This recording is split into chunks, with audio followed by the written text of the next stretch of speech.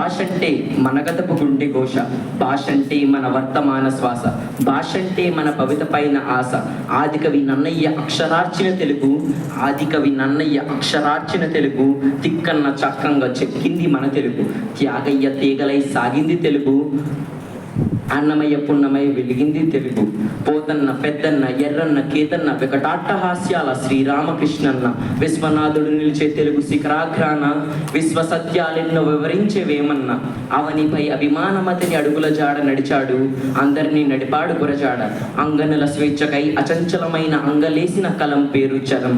కవితయను కన్యకి పోరాట పురుషుడికి, కవితయను కన్యకి పోరాట పురుషుడికి పెండ్లి చేసిన పురోహితుడు మన శ్రీశ్రీ.